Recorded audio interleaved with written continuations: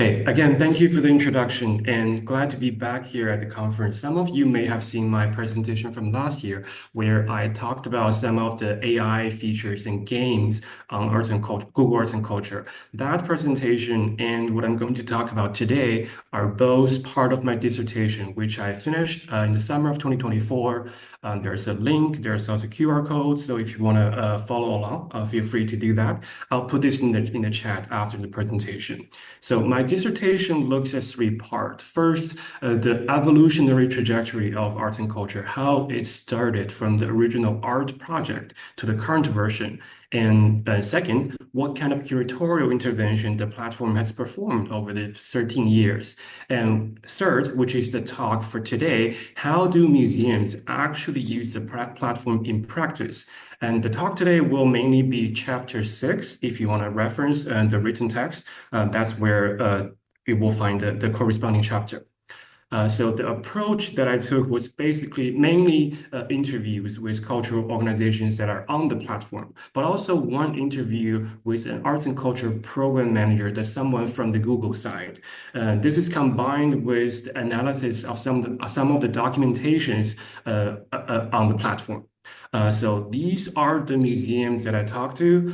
Some of them are like a individual working with Google Arts and Culture in multiple museums. In other cases, it's more of a group interview. So these are mostly art museums in the US. There's one from Canada, there's one from Germany. Two of them, 18 and 19, their partnerships sort of fell apart. We don't have time for that for today, but again, it's in the written version. And two of them were in the process of negotiating with Google, so they asked to remain anonymous for this study. And the final two, even though they're not partners, they are stakeholders in the larger sector, and they offer to share their opinion, which is very helpful. On the right, you can see some of the job titles of the interviewees. So basically, these are people in the digital, media, IT, web part of the museum operation. Hopefully, that's exactly the kind of target audience for this very conference. So the questions were mainly focused on first, the digital strategy of the museum, and then how the partnership got started. And then the bulk of the question was about the actual process of using the platform. A culture-specific terms of service, there's only one for the entire Google ecosystem. There is a specific content guideline, which you can find on the website, but I saw some of you might be interested in the actual legal agreement you have to sign to get on the platform. You can maybe see at the bottom, this is supposed to be confidential, but my university, the University of Texas, Austin, was a public university. So by law, they legally have to produce a version of the document. And I put a link here. It is on Zenodo, so feel free to take a look at this contract. This was in 2017, so there may be changes. If your museum is already there and you realize the terms are different between your version and this version, please let me know. Just a quick note on the legal parameters of the partnership. With that out of the way, we can get into some of the findings. First, why did museum want to join Google at all? I think now we have a general and growing distrust about the tech industry, especially the big tech companies. But as was reminded by one interviewee, back in the early 2010, that was a very different time. There was still a lingering techno-utopianism about what tech companies can do, especially Google, which was still a rising startup, more honorable option compared to Microsoft. So the kind of trust in Google and in tech in general was very different. So that was the larger context in which many museums first joined the platform. Many of them mentioned different kinds of perceived benefits, including the creation of a unified portal supported by resources and reputation, which can help them expand their reach of the collection and also enrich the engagement with audiences. These are goals that museums have been pursuing for years, if not decades. So there's nothing really new here. So these are some of the perceived benefit, but on the ground, in reality, it usually took some kind of alignment between what the platform has to offer and what the museums actually need for the partnership to get started. Some of them mention infrastructure. They really like the storytelling tools provided by the platform. They don't have to build their own website, or they really like the virtual tour feature, which is basically the Google Street View, but for indoor spaces. So infrastructure was one of the reasons. Some also mention outreach and engagement, especially by using the platform. They wanted to reach some of the younger demographic, which may not be the museum sector's usual target audience, especially from elementary school all the way to high school. So that's a very different group the platform is trying to reach. One of them mentioned reputation and mission. And again, this is based on the reputation Google still had in the early 2010. So the name carried a lot of weight, and this particular museum saw some alignment in terms of the reputation, in terms of what museums should be doing in the digital space. And several also mentioned internal structure. So for one museum, when they got onto the platform, they didn't really have anything that looks like a digital strategy at all. So through the platform, it was a process of experimentation. And in the end, they created their own digital experience team as a result. For another one, the invitation from Google came right after the creation of their own digital department. So you are new, we are new, let's see what we can do together. That was basically the spirit of experimentation. So the timing was really fortunate for Google because some of the internal structures are changing, when the invitation came. Some of them also mentioned the physical shutdown of the museum. One of them, the museum was under construction for a few years, and before the reopening, they needed a marketing campaign. So the platform was a great option for that purpose. And of course, this is where COVID comes in. For one museum, they joined the platform a long time ago, but for a long time, it was mainly dormant. Nobody was trying to use it. But when the pandemic started, they remembered, oh, hey, we have this tool. We may as well try it to see what kind of engagement we can have, because nobody knew what to do at that point in time.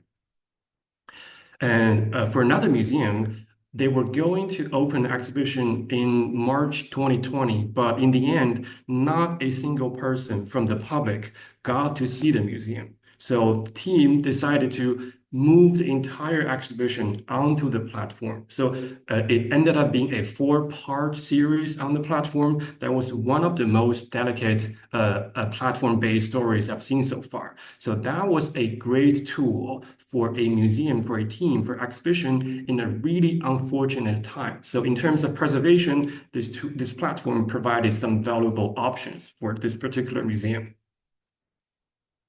Okay, so these are some of the perceived benefit, but of course, things don't always go as planned. Before I get into some of the problems, just to maybe clarify how the Google Arts and Culture team is structured. Quick disclaimer, this is not official org chart. It's based on my interview with the program manager and some of the job titles that I found on the official Google blog and also just on LinkedIn. So apparently there are 4 teams: content, in which there are a team of program managers. These are the people who may be managing one country, 2 country, a region, and they work with a team of coordinators who are technically not Google employee. They are contractors, just helping program managers with the partnership. There is also a editorial team creating content on the platform on a regular basis. Also, there's an engineering team. Maybe here the product manager is focusing on maybe specific features of the platform, like a game or a particular function on the platform. There's marketing. There's the lab, which is based in Paris. I think they still have a residency program for media artists to go there for some creative work. Although arts and culture is part of Google, it's not entirely sure the kind of relationship it has with larger company.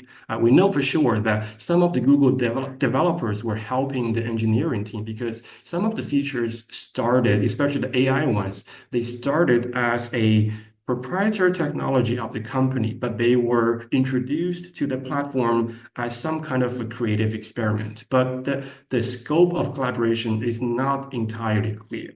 Okay, what's relevant for our discussion today is that these are the people museums have to work with on a daily basis to communicate to get the partnership started. And in the US, I was really surprised to find that there's only one program manager, full-time employee with 3 contract coordinators. This team of 4 people are managing over 700 partnerships for the entire US. With that information, some of the issues will become more, I guess, understandable.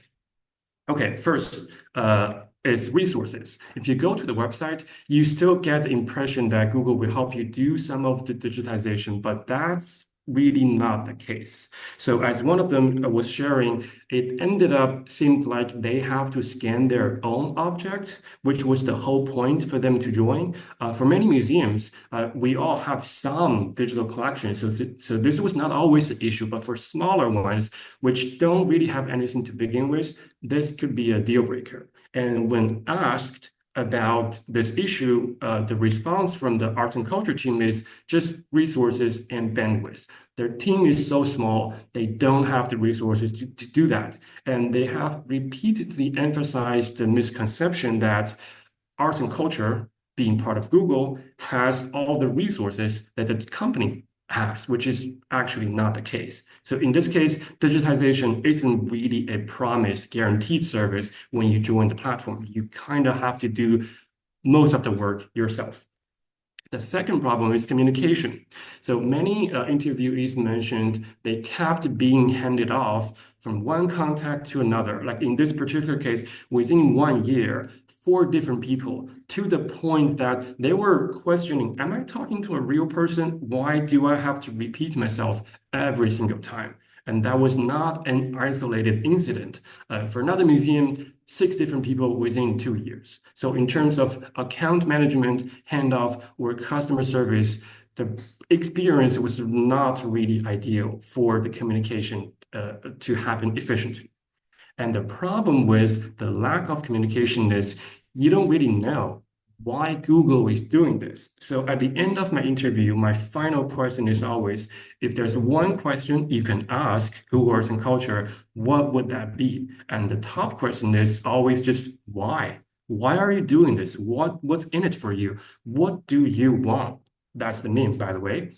And without a clear communication to the intent, to the motivation, you can't really blame people for speculating on what Google actually wanted.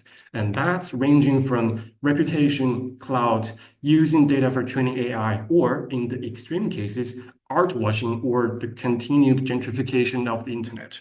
We may or may not agree with the extent of this accusation, but if you're not there trying to make a clarification, you can't really blame people for confusing our impression, our distrust in tech companies general with what this specific team is trying to do. So that's another problem with communication.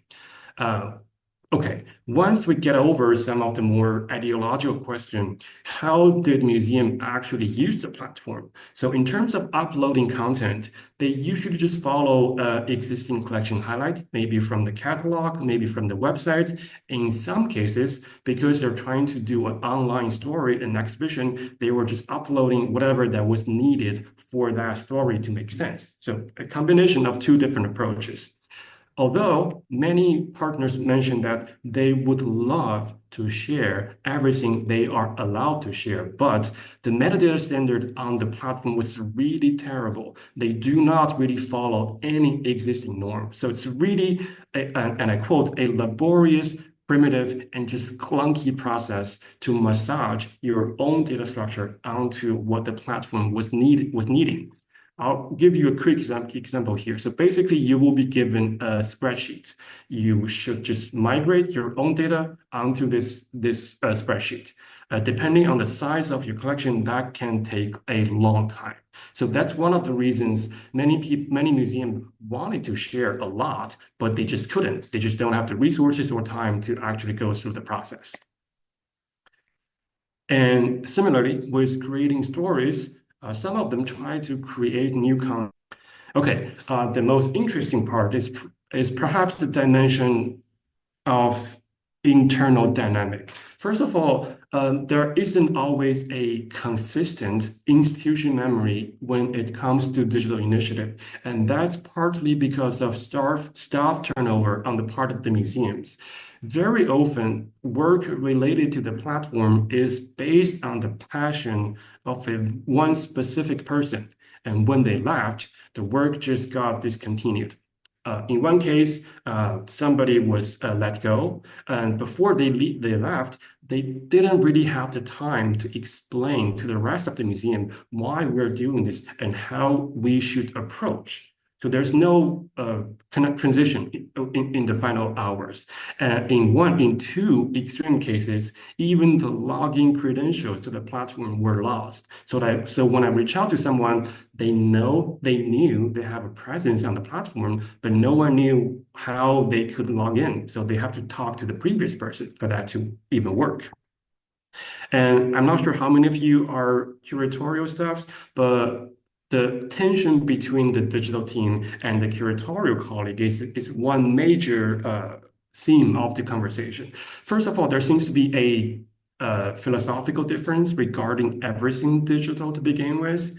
And as a result, there seems to be, according to the interviewee, a misunderstanding on the part of the curators about what this platform is actually for.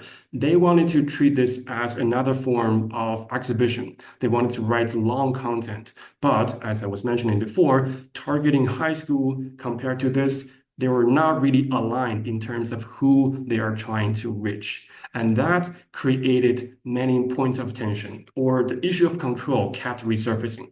And for some people, stuck in the middle, that could be very frustrating.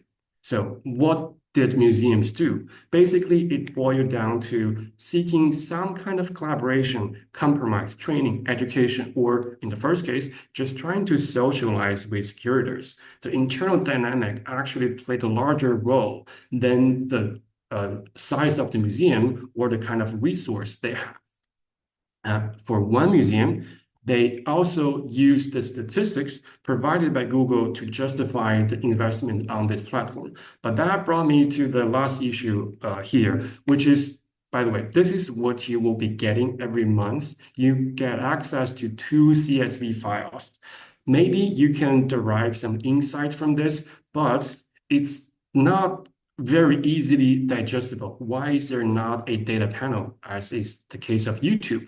For a company whose business is from online advertising, the kind of data insight Google provided was really underwhelming, to say the least. So for one museum, they really loved the platform. That person really loved the platform, but they have no evidence to justify the use of the platform to their boss. So they couldn't, without data, without the measurement of impact, they couldn't really do anything within their own organization.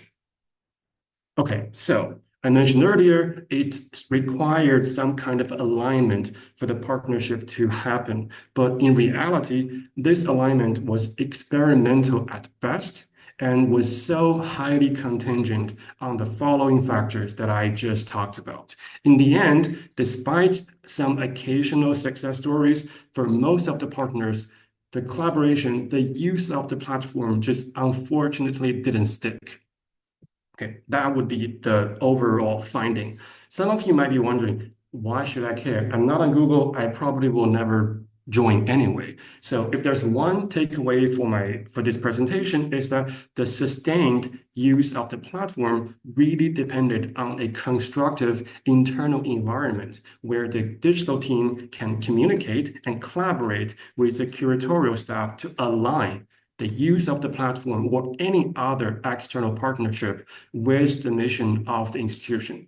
And with that in mind, I'd like to conclude the presentation by pointing to one resource document published by the Knight Foundation in 2020.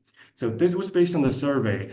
They were talking about the notion of digital readiness and how you can actually operationalize and measure this within your own organization. Even though Google Arts and Culture was not part of the foundation, part of the study, some of the findings really resonated, or my research really resonated their report, which was published in the first place. So if you go to the report, you will find a matrix where you can use as a guiding framework to evaluate some of the internal digital initiatives. It doesn't have to be Google, it doesn't have to be platform, the kind of internal environment, which I argue is essential for any digital initiative to work in this current environment. With that, I come to the end of my presentation. Thank you.